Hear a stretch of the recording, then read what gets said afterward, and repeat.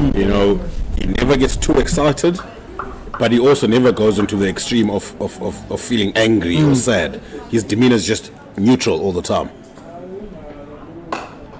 Great shot through the onside now. And is capable of playing all around the field. He's not a one-dimension player.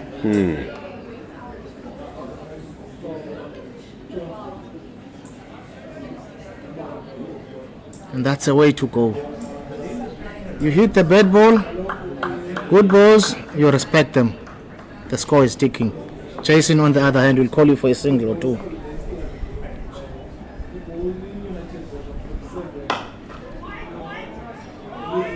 Great shot. Pity he couldn't pierce the gap there. So Jack, again, there's no run, but Jason knew there was no run, and you hear the call. Wait, telling his partner that I'm in charge, we in control here.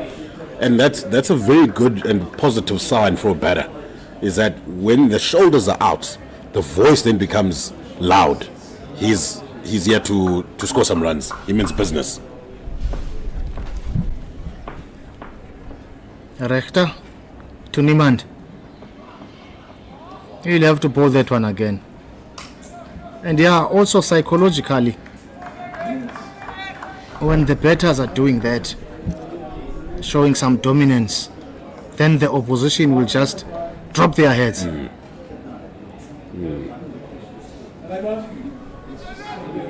So it's good that you get a batter that will own that crease. Yes. Rechter to Niemand. Great shot. And it's going to beat the man at third man. That's 4 runs for Jason Niemand.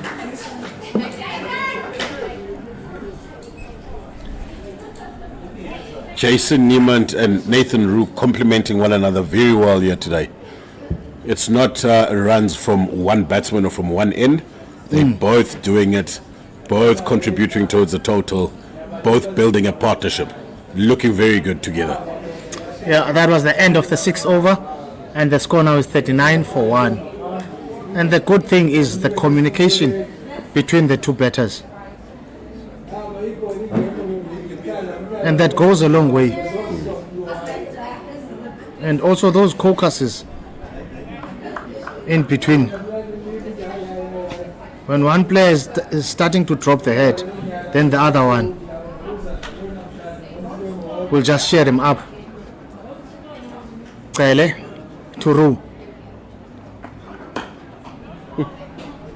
Well bowled, well played.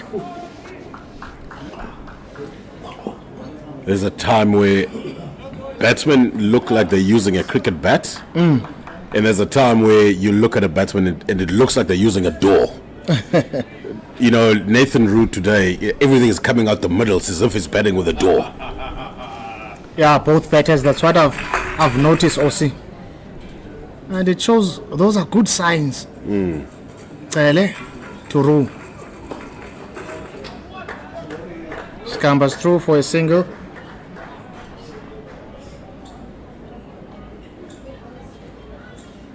I like it when the batsman is hitting the middle of the bat. It tells you the form they're in.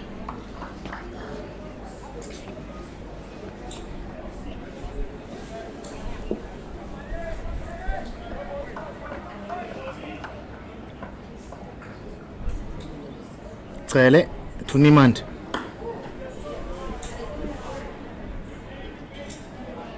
Dot ball. The Badgers here have got to come up with a plan of how to get wickets.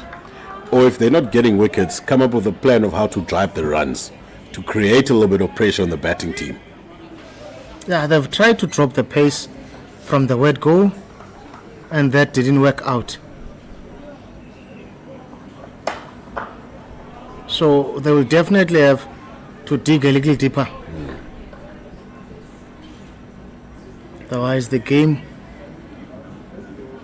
is slowly moving away And you could say that the home team has won the first round, the power play. And they're sitting on 40 now after 6 overs.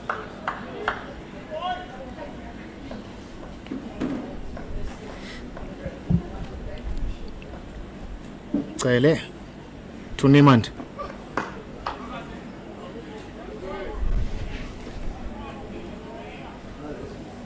Yeah, maybe another thing the Badgers should have done was, while they were still batting, to assess the right areas to bowl at, so that when it's their time to bowl, they don't battle a lot.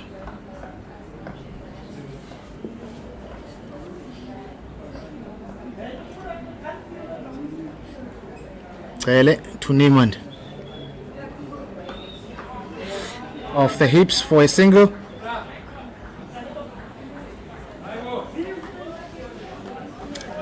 And that concludes the 7th over, and the score now is 41 for 1. Looks like there's gonna be some change in comms.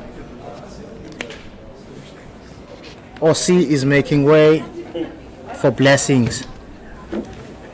Is it Blessings or Blessing? I can guess. It's one blessing. Oh, not Blessings. Yeah, unfortunately, I am a mere mortal. I am just one blessing to my parents. You are not coming in twos.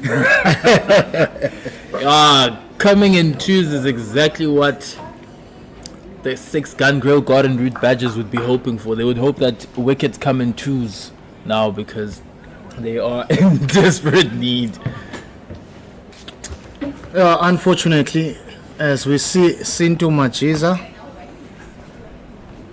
will come from the graveyard end. Things don't just happen here, you have to make them happen, Kengisi. A player like Majiza might just be the best person for the job. He will be a bit more motivated than the rest of the SWD bat bowlers, because he is a local boy. I was speaking to some of the analysts here for the game, and they're saying that he is from a little known area in Middledrift called Debenek. Okay. That one will go for 4 runs. Nicked that one is Jason Niemand and went to no man's land. Yeah, he earned that, Jason Niemand. The strong start that him and Nathan Rue have accumulated for the Eastern Cape Iinyathi. It forced the 6 Gun Grill Garden Route Badgers to only employ 1 slip, and fortunately for him, it went past to the area where second slip would be. No run there. Yeah, I know a couple of Machizas, and there was one who was a scorer, Leah Machiza, and there was another Machiza I was playing with at Buffs. So it's true when you say he's coming from this area. So it's a cricketing family, the Majizas. Now he is looking to make his family proud, but I'm sure they are torn between supporting him and supporting the Eastern Cape Iinyathi. And also it's lovely to see Tando's father on the sidelines to come support his son. He's the legend, is off duty today. Sintu to Niemand. Short one. Great running. They've just turned for the second and done that successfully so.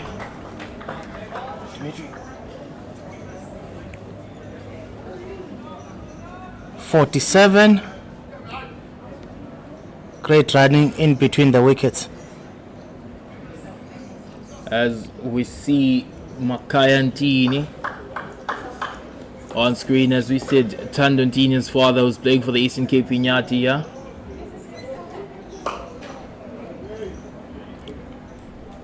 Yeah, and also he's with his Willows guys. And that's the end of the 8th, 47 for 1. As we see there is with Tsama Kumbangi. They all play for Willows. Maybe they are not playing today. So they decided to come watch the Iinyathi playing.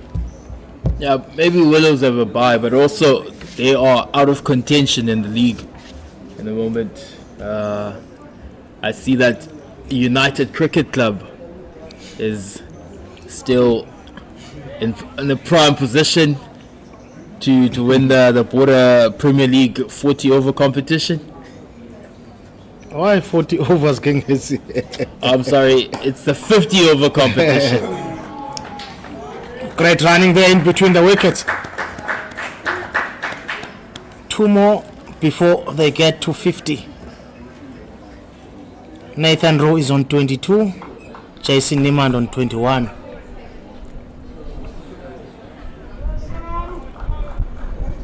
The total for the Eastern Cape Iinyathi is creeping up to 50 now, and the required run rate is a shade on the 6. And that's impressive. There's a man on the boundary.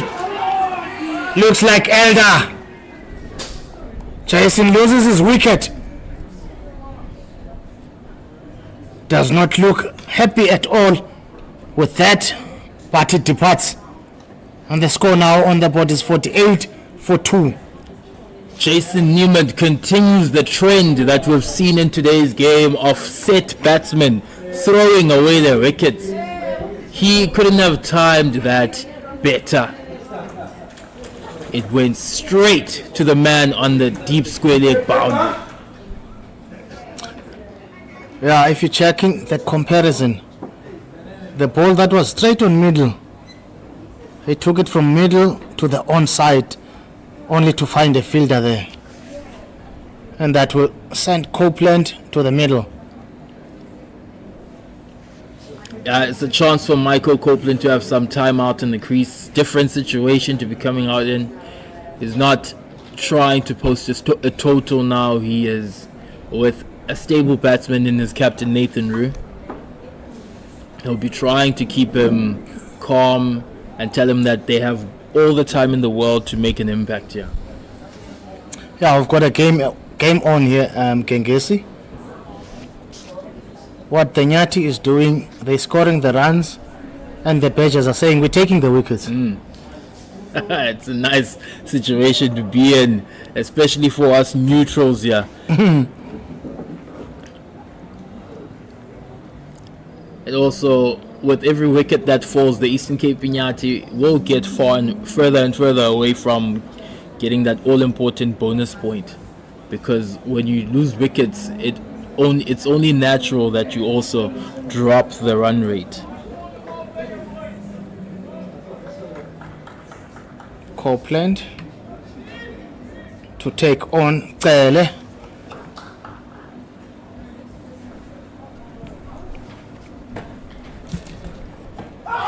Hitting the pads, asking questions.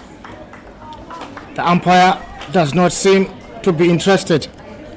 Yeah, the umpire signaled that ball might have made contact with the bat before it went onto the pad. But to me, it looked more like it was sliding down leg. Yeah, it's looking like it would going down leggies. And that's the pressure new batters will get when they come to bat while it's still the power play. Cele, Copeland. Rocking back. He'll get 2 runs for that. That's been the most frustrating thing of the day. The batters have been playing some wonderful shots, and then after some time, they just mess it up and give their wickets away. Yeah, that was 50 up for the home team. 50 runs for 2 wickets. 50 for 2 after 8 for the Eastern Cape Iinyathi. They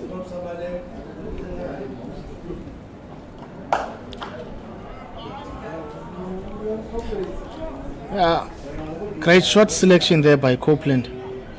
They keep forgetting, the batters, that there's a guy there patrolling the boundary. So it's wise to roll the wrist and hit it on the ground. You must also be wary of the guy standing at mid-wicket. Looks like George van Heerden. Because he's one of the better fielders in this SWD team. I still reckon if you hit it on the ground, you're still okay. And that's the end of the over. 50 runs on the board for the loss of 2 wickets. They'd be wise here, the Eastern Cape Iinyathi batters, to reset, especially after the end of this coming over.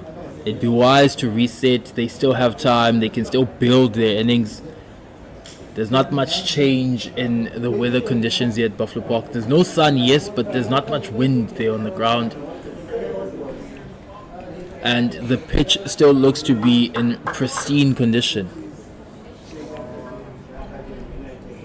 Machiza to Nathan Rue. Misses out on that one.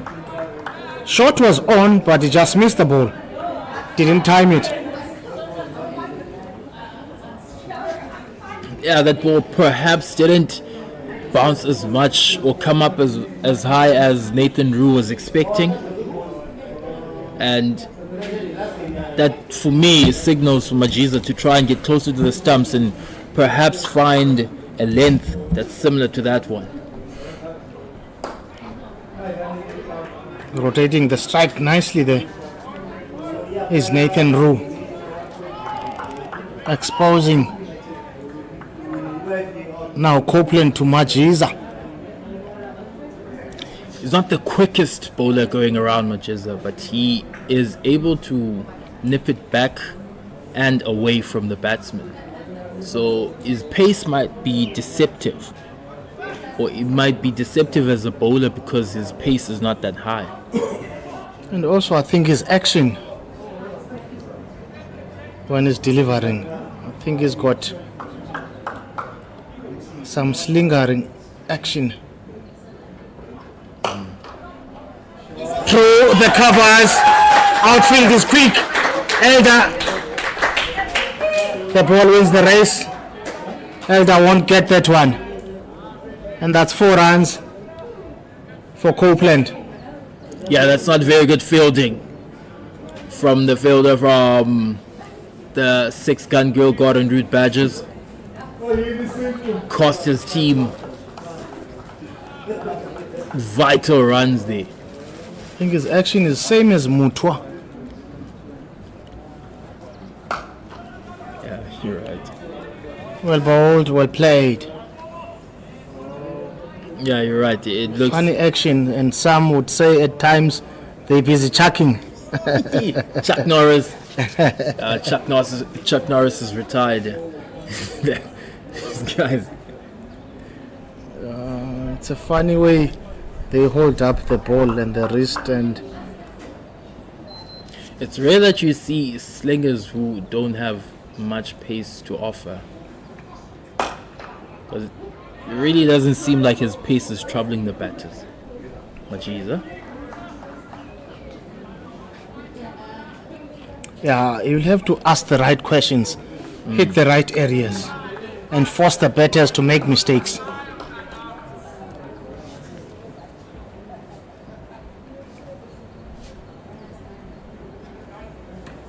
The ball doesn't seem to be moving much in the air, so right areas are the way to go.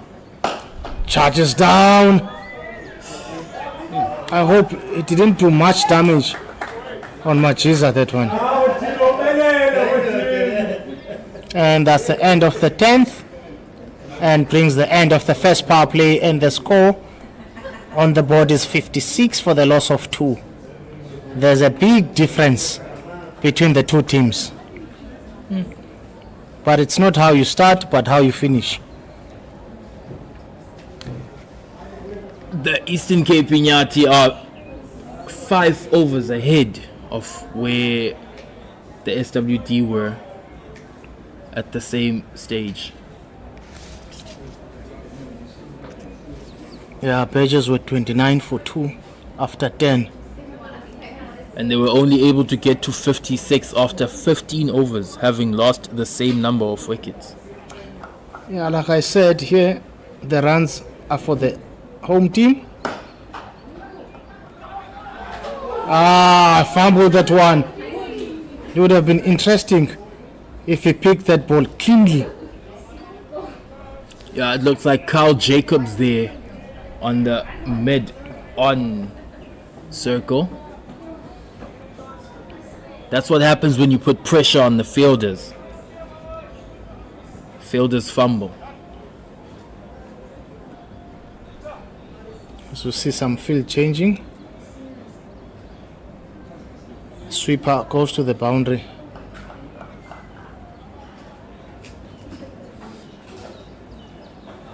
Fine leg on the boundary. Sweeper coming back now to the circle.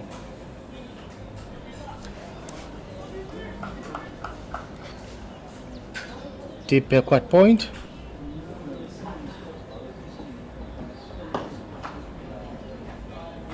No run.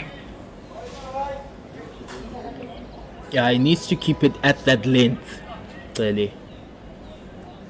Preferably for him, or ideally for him, just outside off stump, but keep that length. He can't be bowling it up with everyone inside the circle in front of the wicket.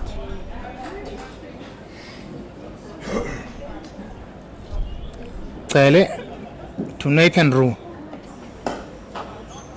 Drives. There's a man covering up. Would be very interesting of the Badgers to sneak in a wicket here. That would put them in a very, very good position. And it would test the middle order of the Eastern Cape Iinyathi as well. To check, to see how well they cope with the pressure of having to score just under 200 runs. And also, that would mean Christian Dutoy won't be able to play the same game he played previously.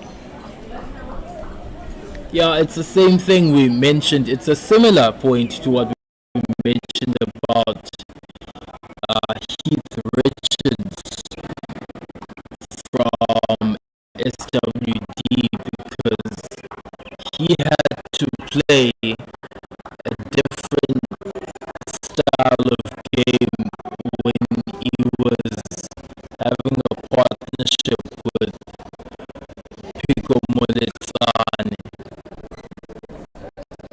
He came in too early in the innings and he had to build an innings instead of just launching off the platform his team had laid for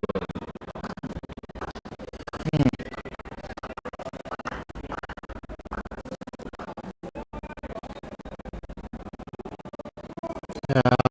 See the Rowan Richards.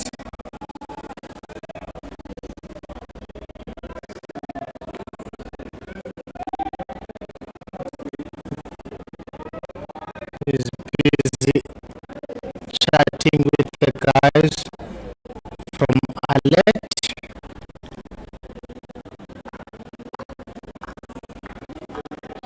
He's a big man, and last season he got a call up to go assist the A side in India. Good things happening for him.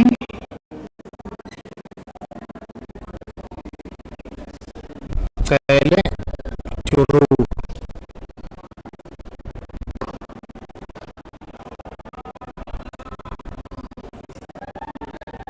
Great bowling by Tele. And that's the end of the 11th.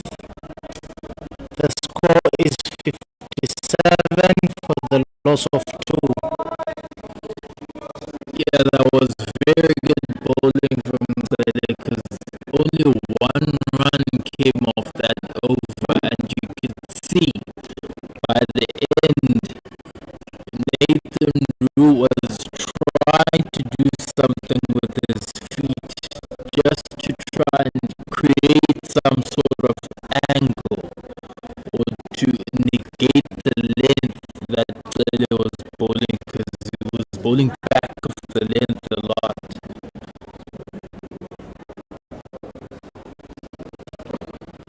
Yeah, I think that is what the wicket has been demanding. Back of the length or hit the block hole.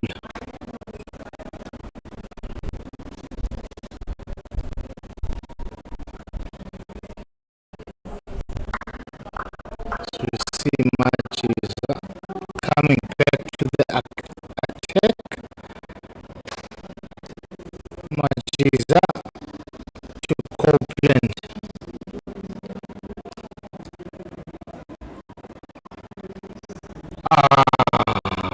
That was wide.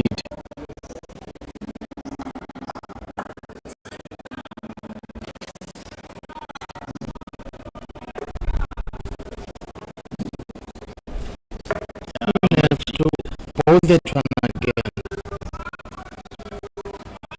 He's got protection on the super boundary on the offside.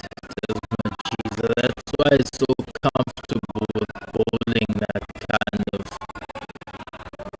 line. But he did stray a bit too much to the offside. But as per his fielding, he's supposed to bowl back of the length. Shot. Piercing the gap. There's a guy on the boundary patrolling there. Saved 2 runs.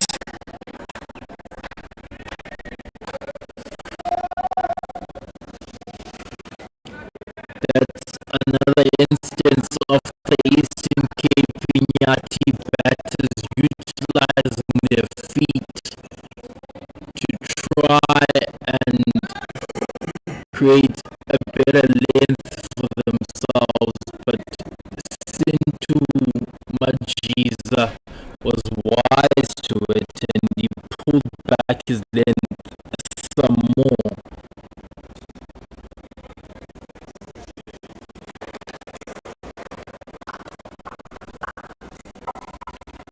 Majiza to Copeland.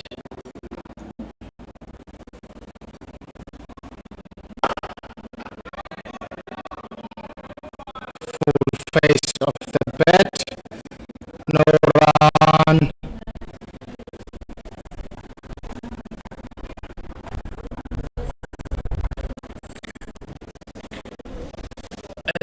You wonder just how much those dropped catches from the Eastern Cape Iinyathi will count against them towards the end of this game, because it could shape up to be a close game in the end. You wonder just how much those buys that went past the keeper and those overthrows will count towards the end. Short. But there's a protection there on the boundary.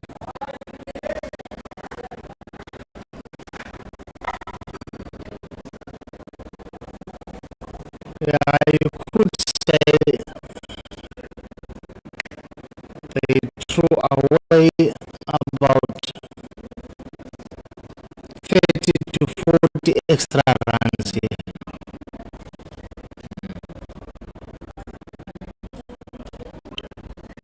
Should they have taken all the chances they got?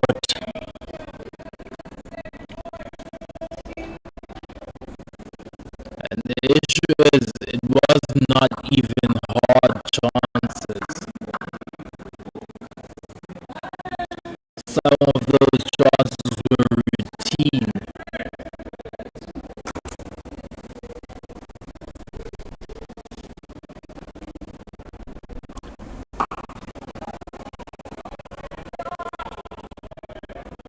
Great bowling there by Majiza.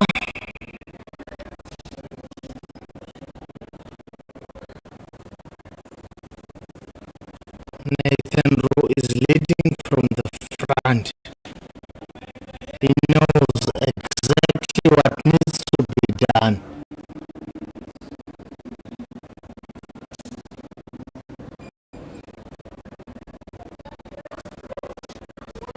And the game has hit a bit of a lull just after the first power play.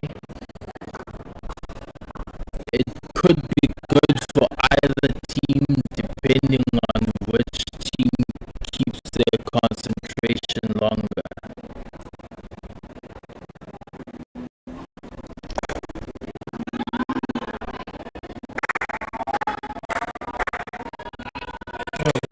Turn back for two.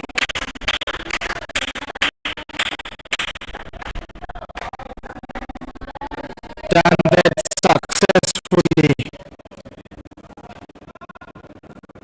2 runs for the captain. Yeah, you could see from the shape that Nathan Root took after he made contact with that ball that he was always looking to hit it over the man at mid-wicket.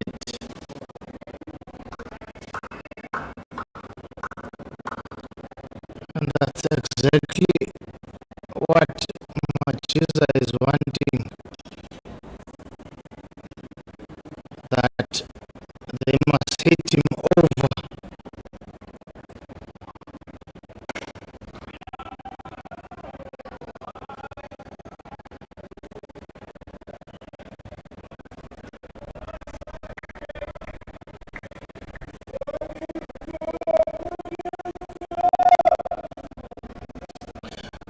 Overbowled. And the score now is 62 for the loss of 2 wickets.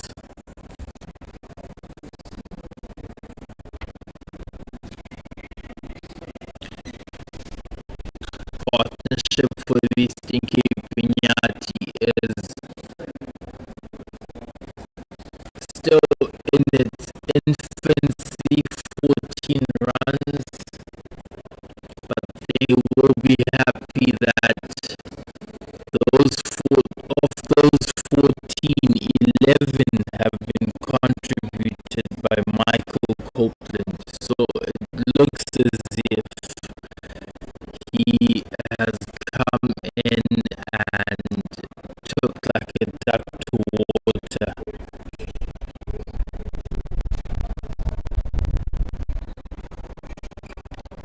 Hasn't needed any time to settle in.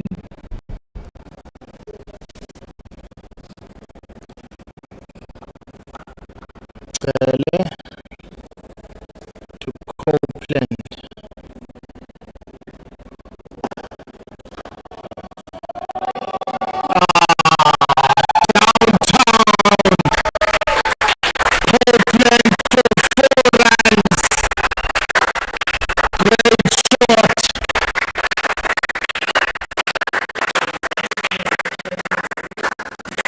Yeah, we spoke about him settling in or not needing set to it because it was already set there, and that speaks of the confidence that he came in.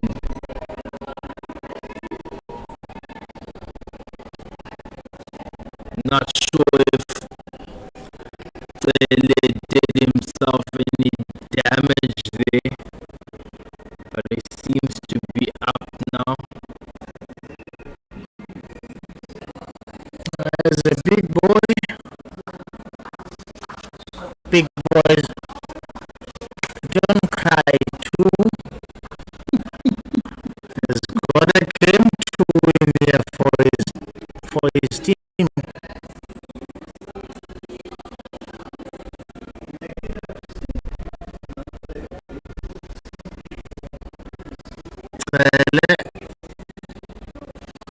To Copeland. Hitting the ground. There was the only one interested there for a second. Keeper was not fazed by that. The interesting thing about that delivery is that the previous one, Tele overpitched, and Copeland was halfway expecting Tele to go back off the length once more, but he went even fuller, and he played that on the back foot or with his weight on the back foot. Short ball and a wide.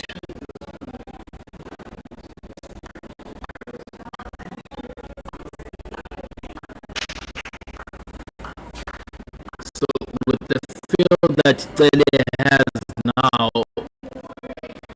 you would not be expecting him to bowl full. And after being punished, you expect him to move back of the length, but he went even fuller. And if that bowler straightened the stumps, it would have been curtains for Michael Copeland.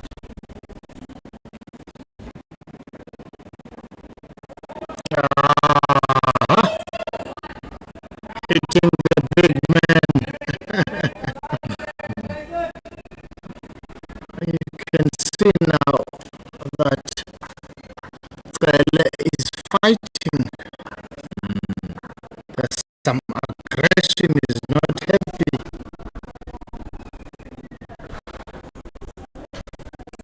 After this ball you're talking about, he came back trying to bowl with pace on, but unfortunately his head fell away and then he bowled a wide ball. And you can see now he's trying to bend his back.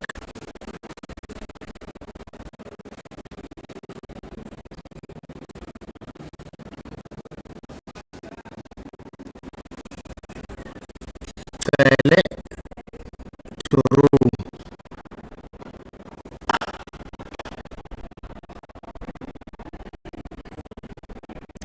Picked the length there quite easily, but couldn't time the gap.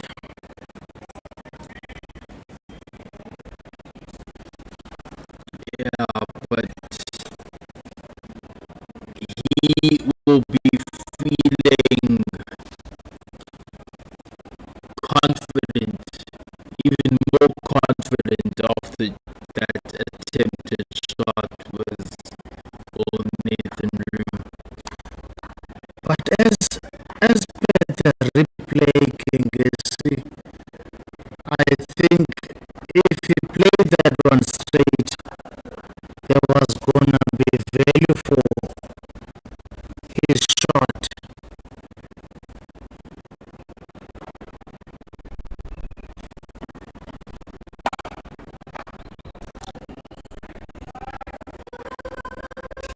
Rocking back, punching it off the back foot there, will get one.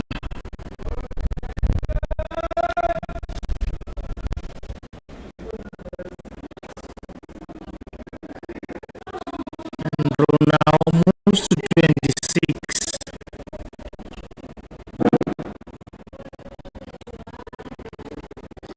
Yeah, Copeland not that far behind on 25, on 15 of 15 deliveries,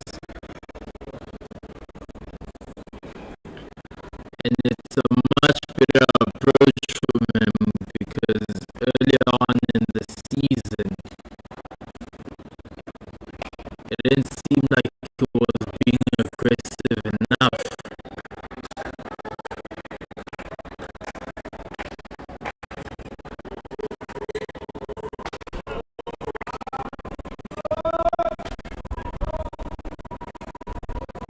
And I've watched him at SA under 19 level. He was a very aggressive batsman, Michael Copeland. And that's the end of the 13th. The score is 71 for the loss of 2.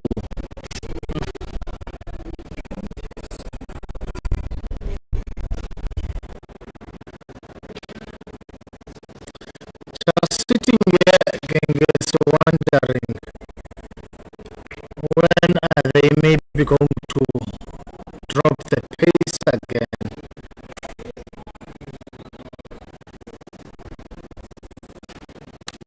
You don't have much runs on the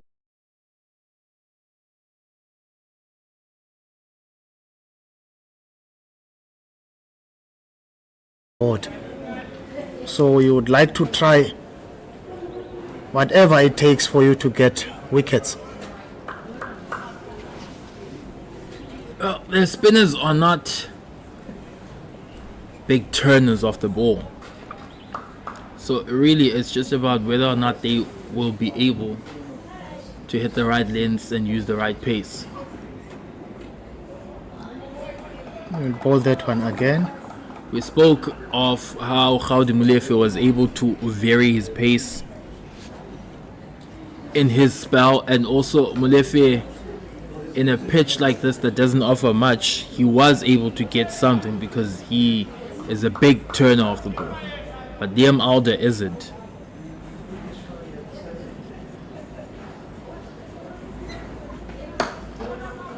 No run there. But I think ideally the plan is to drop the pace, Kengesi, so that they are not used to the same pace. Now they're using pace bowlers. Drop the pace, hitting the right areas. You flight it, you dart it.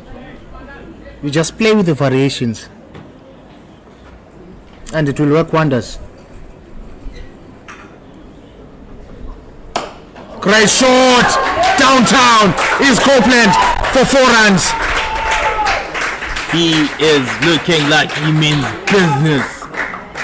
Michael Copeland.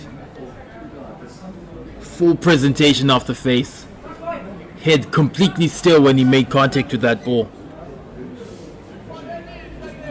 And actually, I've been coming to the games that Iinyathi are playing.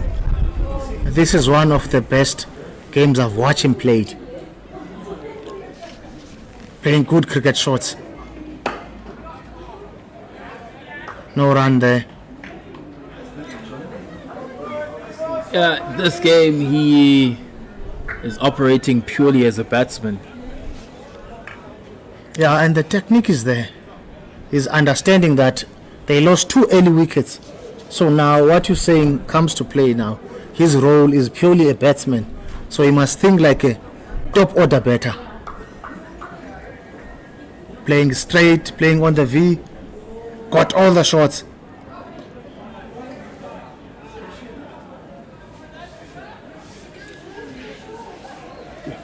It's just yet another delivery from Sintu Machiza that kept low, but unfortunately for him, the ones that are keeping low are the ones that are also far from the stumps. He's hoping for one of those balls to go keep low and crash through the stumps. Yeah, the amount of extras they're accumulating, it's not on. It's one of the things the coach won't be happy with.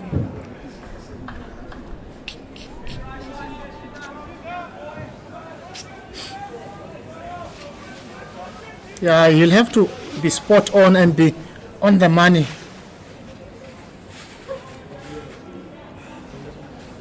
Machiza to Copeland.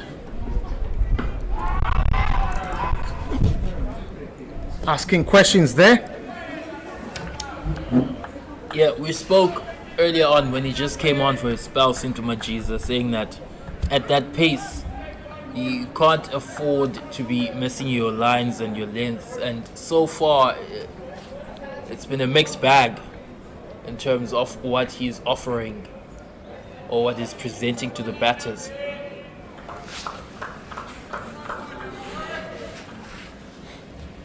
Machiza to Copeland. Misses his length there. Copeland will get a single. That was a full toss, and Michael Copeland, I'm sure, will be disappointed that he wasn't able to make full use of that. And that was the end of the 14th, and the score now is 78 for the loss of 2.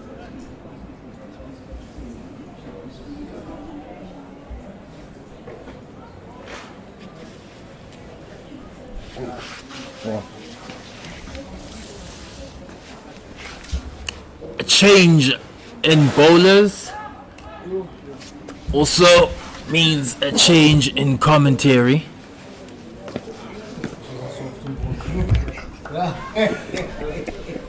Liam Alder is about to take over from Banele Cele from the Bunkers Hill end, and Aussie takes over takes over from Jack. I saw you were taking some notes there, Os. And 14 overs into the run chase, the Eastern Cape Iinyathi once again have seemed to wrestle back control. The partnership now on 31. Oh, what happened there? There was a spongy area there on the pitch, on the side pitches. So, how's your assessment so far?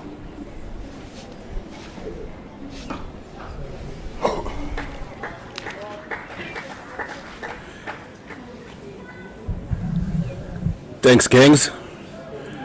Good afternoon to all the viewers and listeners. Yeah, the game is well set up.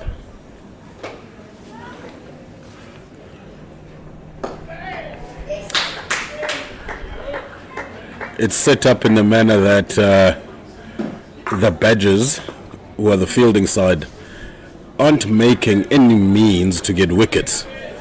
They are on the back foot waiting for something to happen.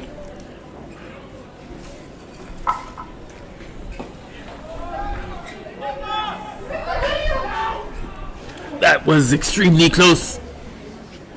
Felt like an unnecessary run from Michael Copeland, and it was his call. He was running to the danger end, and it would have been interesting to see whether or not, had that ball made direct contact with the stumps, he would have been safe.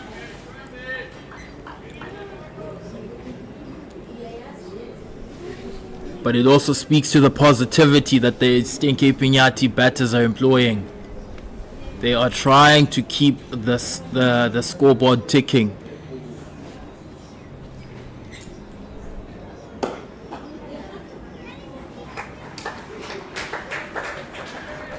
Yeah, as I was saying, Kings, I think the fielding side is being on the back foot and they're waiting for something to happen. You know, they're being reactive. In order to move the game forward as you want to, you need to be proactive. You know, you need to start looking to do things differently rather than just doing the same thing and hoping for a change. Yeah, you're right. Not much threat coming from the bowling attack. I'd rather call them a bowling group now instead of a bowling attack because they're not really on the offensive. As we end the 15th over, the score is 84 for 2. Michael Copeland and Nathan Rue going at a steady pace. The rate achieved is 5.6. The Eastern Cape Iinyathi batters will know for sure that there's still a lot of cricket to be played. 169 runs is no easy feat.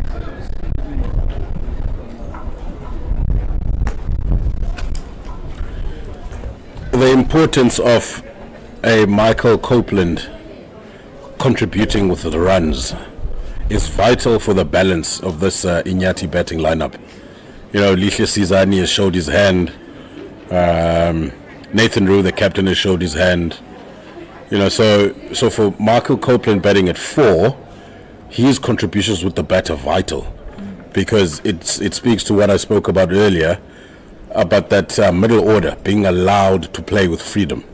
So if he's out there scoring runs and feeling good, it's good for the team. And today he's looking the part. He looks settled and his decision making is top class. So long may that continue for the benefit of the team.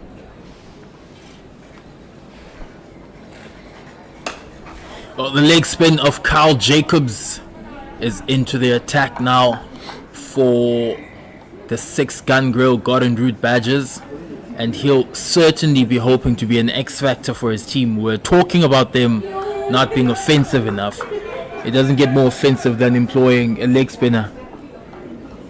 Very interesting run up here from Jacobs. He starts straight and then veers off to about cover and then brings himself straight again. It looked like a googly there from Jacobs, but it was a bit too short to trouble the batsman, to put his mind, or to put him into two minds.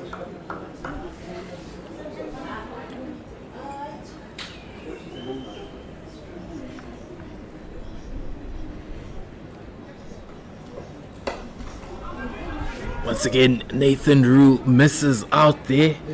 Was a half tracker. It was a half tracker, and unfortunately for him, he couldn't get himself into position soon enough.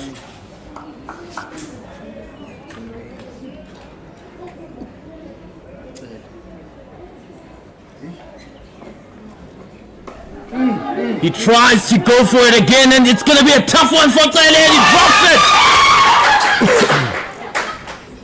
He never looked comfortable because of the wind that you see here at Buffalo Park. He never looked comfortable under that ball. The Shaolin Master unfortunately couldn't hang on to that one.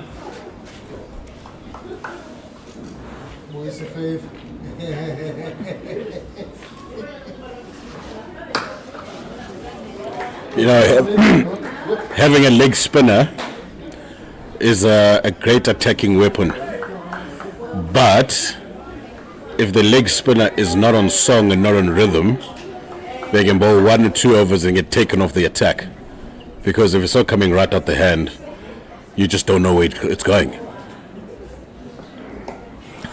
Yeah, I hear a lot from coaches saying that leg spinners are confidence bowlers. I wonder if that's what you're getting to. So I was a half leg spinner myself, and I know from first hand that on your day it can be great, but when it's not your day, you don't want ball in hand. We'll carry on with that right after the drinks break. The umpires have decided to call it after 16 overs. The score is 88 for 2. Eastern Cape Iinyathi once again will not like the fact that they have to go into a drinks break having had the momentum for the past 25 minutes. We'll be back right after this.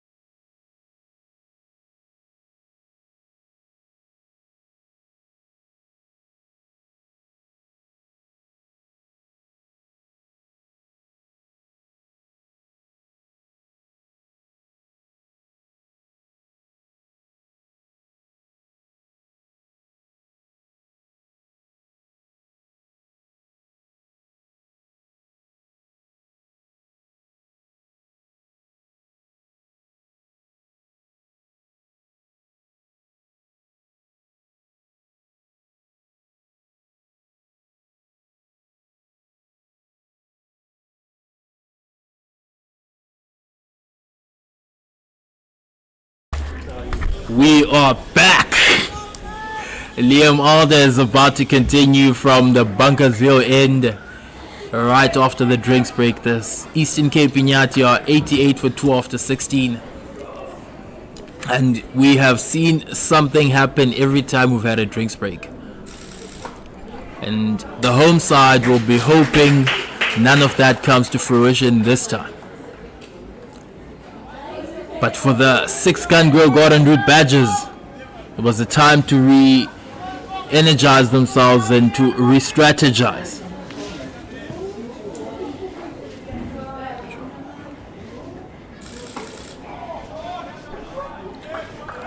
Important that after the drinks break, the two Iinyathi batters don't hold back. Still carry on collecting the runs, keeping it above 5 and over. He will be disappointed with that, Nathan Rue. Yes, it's a wide, but it was a chance for him. If he got any bat on that, it would have probably ran away.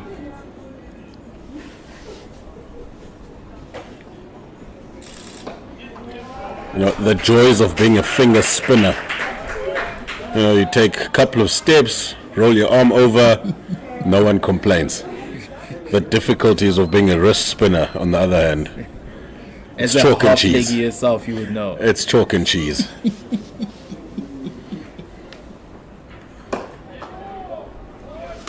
It's looking good, as Michael Copeland is looking good. No, he must draw a lot of confidence from this innings. You know, I know he's not hasn't achieved any milestones yet, but just the way he's moving and the way he's hitting the ball, you know, he's finding gaps, he's hitting the ball under his eyes. Take a lot of confidence from it.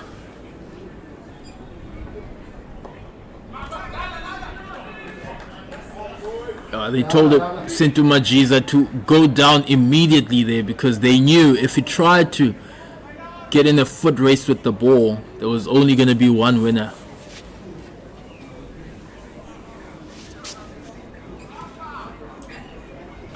Last ball of the Sleemalde over. Last ball of the first over after drinks.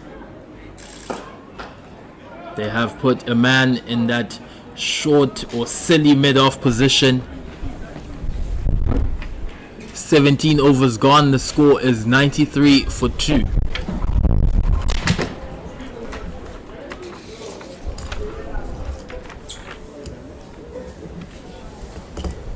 A player like Carl Jacobs,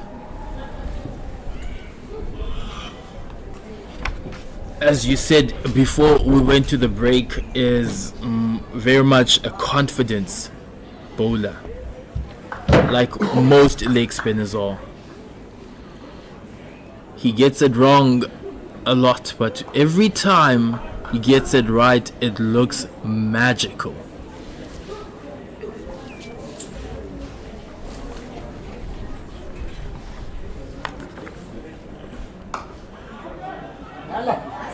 So first and foremost, as a leggy, you try and your first 2 overs, you plug all the holes. So where am I going to get hit if I get it wrong?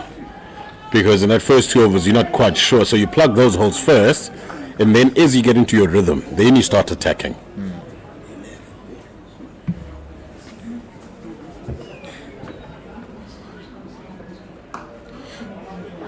Do you think it hinders him in any way, having that sort of run-up? Or is he building enough steam in those few steps just before he bowls? So this is all about rhythm, about angles, and about momentum. You know, so ideally you'd want him going one direction and bowling the ball and following the ball. So this run-up could have some sort of impact on his bowling style.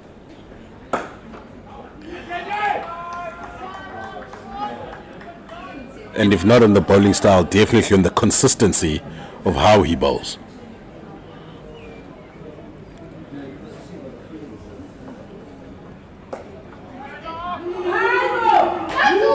That's very, very close. Benny Hansen with his head in his hands because he believed if he had gotten that to hit the stumps, he would have got Michael Copeland out. Even on the replays, it looks like he would have been stone dead. It would have been daylight between him and safety.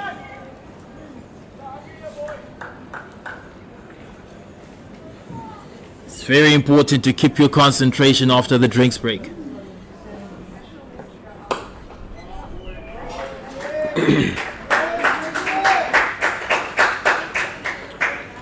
So, like I said, half leggy myself, and at schoolboy level, leggies that bowl and they pitch it up and they turn it, they never get wickets. It's always oohs and ahs. But should they bowl a long hop or full toss, that's the wicket taking ball. And it almost proved to be in his first over just before drinks. Carl Jacobs ends his second over and we get to a 50-run partnership between Michael Copeland and Nathan Rue. Michael Copeland with the lion's share, 30 runs, and Nathan Rue 14, 6 extras in the partnership. The score is 98 for 2 after 18.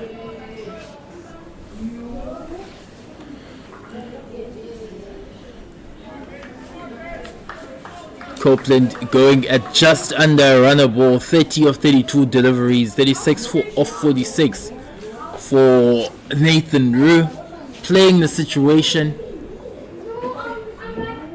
Once again, he tries to play that down the leg side. Umpire calls it a wide. and he will be disappointed once more, because any contact with the bat, that would have gone for a 4.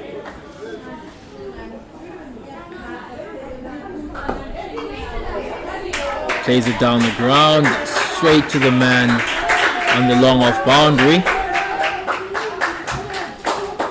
This partnership is becoming extremely dangerous for the 6-gun Grail Garden Route Badgers, and they need to find a solution here.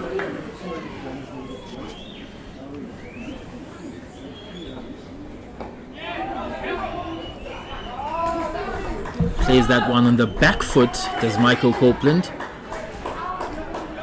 which is not advised once you're playing against especially someone like Liam Aldo, who tries to dart some of these balls in.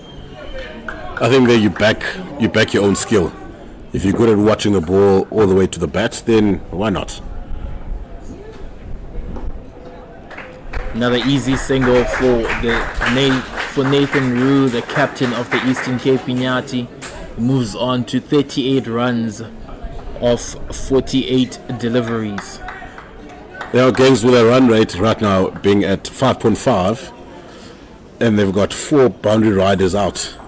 The batting side doesn't have to do anything outside of the norm for them to start collecting runs. And here they bring in now the fielders just to challenge the batters to say, here we go, so do something different, score runs elsewhere.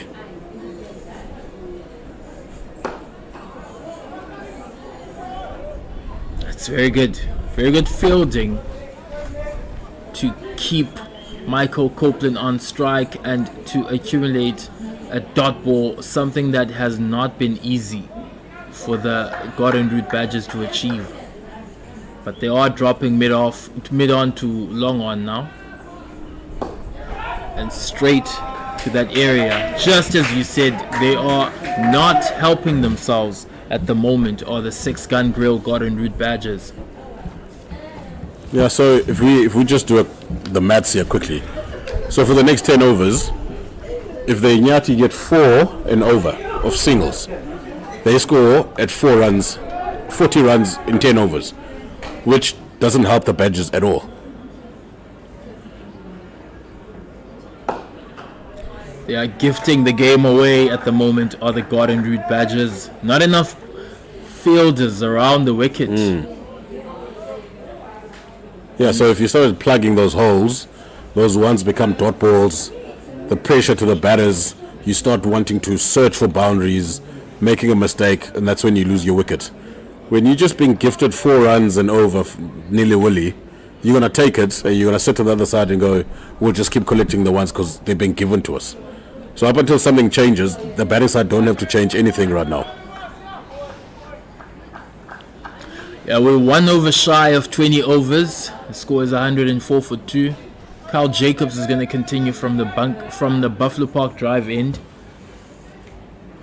And he also doesn't have much protection in terms of the singles. He has 4 boundary riders, 1 on the sweeper on the offside, 1 sweeper on the leg side, long on and long off.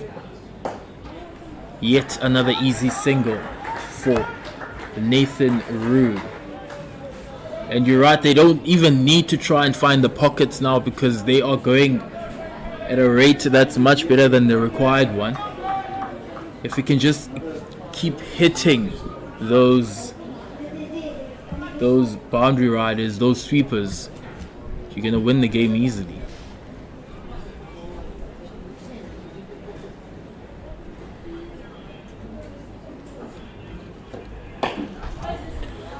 But we have been speaking about how in this game, for virtually the entire match so far, whenever a team has gotten to this kind of position, we've seen one of the batters throw their wicket away.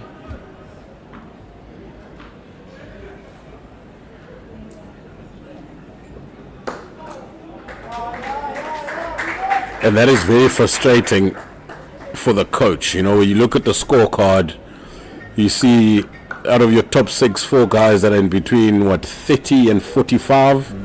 Even though you win the game, you still want your 2 out of your top 6 batters to score big runs, because when it comes to crunch time, you need someone to score a big 100 to set up the game.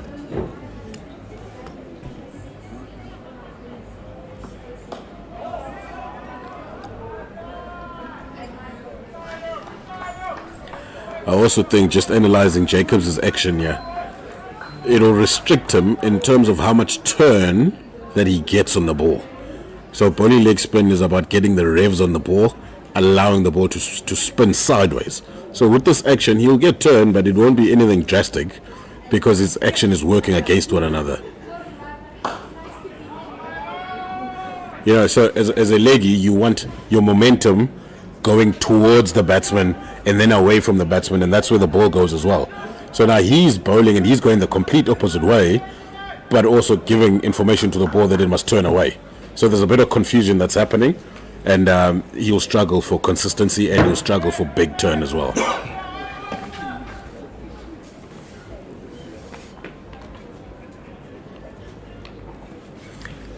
Jacobs is about to bowl his last ball of the over. He had been keeping them quiet for the past 3 balls, but finally Nathan Rue is able to get that single, and he will get to keep strike as well. Score is 107 for 2 after 20. A direct comparison, at this exact stage, the Badgers were on 83 for the loss of 3 wickets. The Eastern Cape Iinyathi passed their 100 already, 107 for 2. There wasn't much of an acceleration for the Badgers towards the end of the innings, but they were able to bat for most of those overs, and that's what the Eastern Cape Iinyathi will try to do here. Take the game as deep as possible.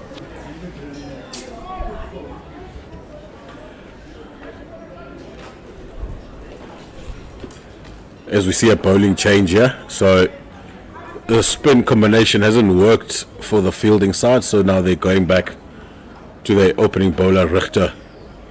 About 3 overs, 1 for 22.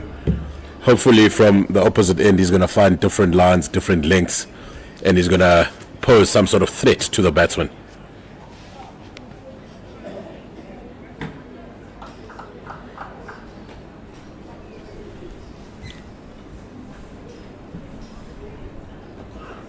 Back of the end, Nathan Rue gets that ball past the man in the cover region. There was a half chance there for the fielder. Perhaps if he was a bit taller, or if he had someone who was a bit taller in that area, he would have gotten there. Maybe a combination of Jonty Rhodes and Ricky Ponting, added with a little bit of A.B. de Villiers would have gotten there. Maybe the height of Marco Jansen.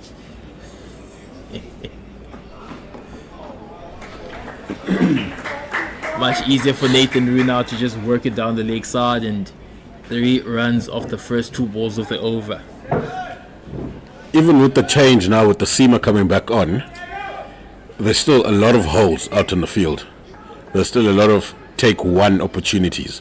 You know, when you make a change, you bring back your strike bowler, you give him the support, you close up the gaps, and you say to the batters, I'm going to try and strangle you, I'm going to try and get a wicket.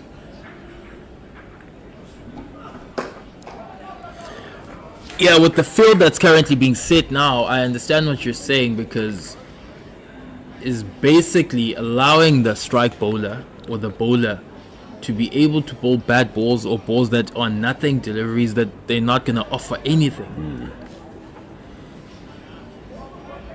Instead of asking your bowler to bowl good deliveries and have a very attacking field. It's puzzling stuff from the 6-gun Grill Garden Route Badgers. Michael Copeland rocks on the back foot, plays that for only a single, goes to the mid-wicket boundary. For a second there, the bowling team was interested. Yeah, look, I think once you go attacking and you ask the bowler, you give a bowler a plan, and you get hit off that plan, I think everyone would understand it. You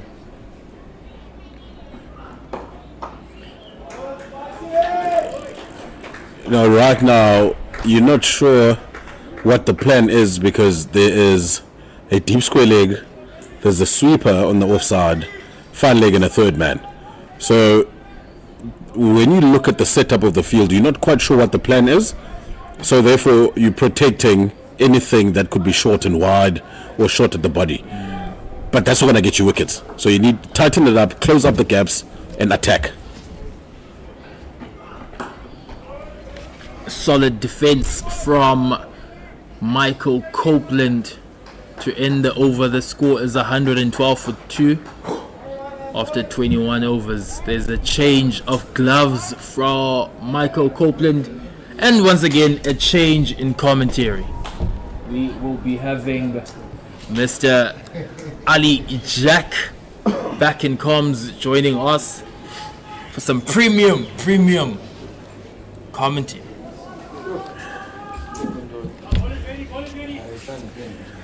As we welcome back Sir Jack, Jacobs with his leg spin is going to carry on. I do feel that the Iinyathi side missed out on that first over of Jacobs, where he delivered about 4 long hops, and one of them happened to be a drop catch. You know, you got to be top of your game. Dagwan out there gets 1 to mid on. With that shot, Roux moves to 45, rather 46. Copeland 34, and the partnership is 65. That's one thing the coach will be happy with.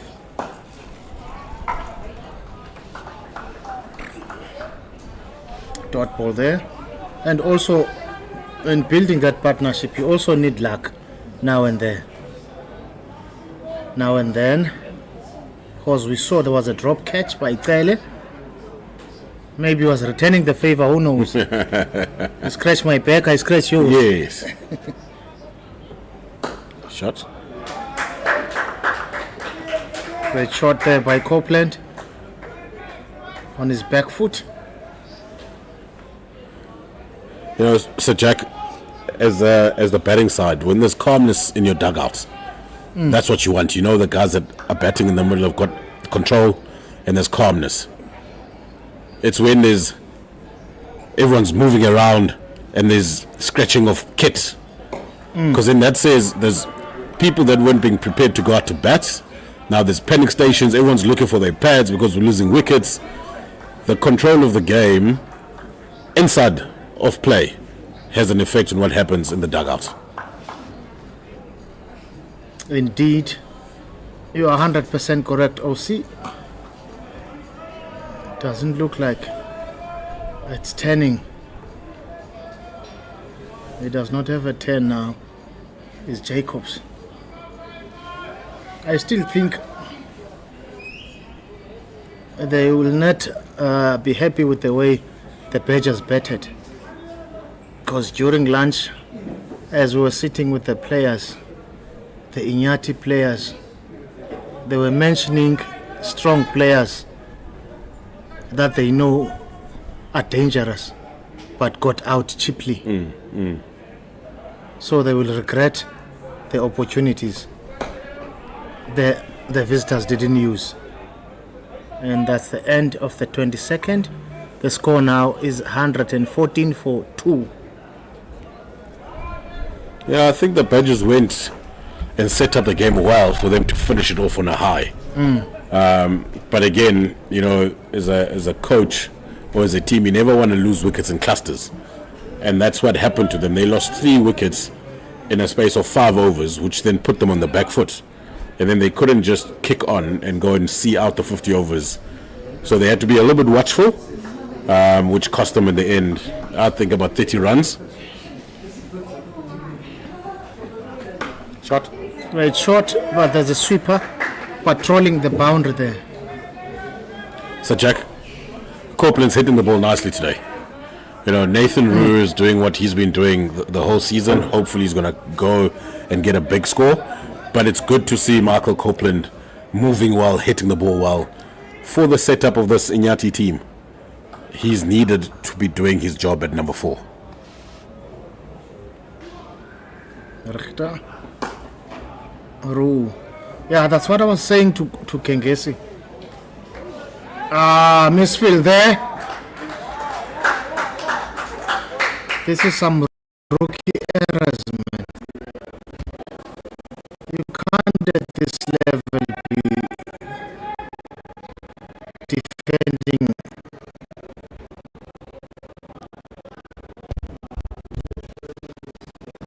that target and then you're still throwing, you're still licking runs.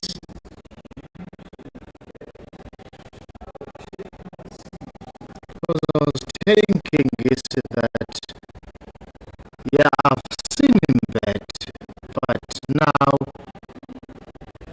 his approach is more responsible.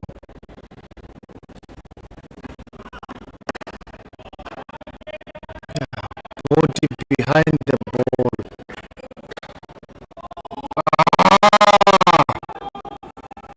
Got a feeling he was gone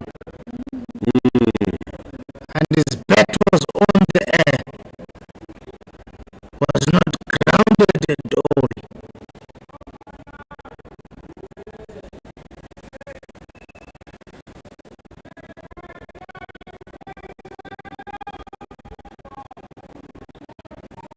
Very rescue run, that.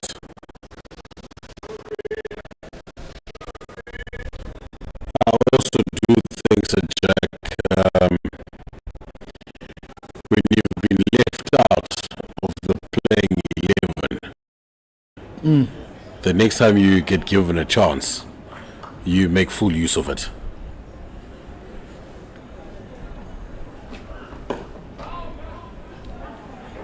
Beats mid wicket.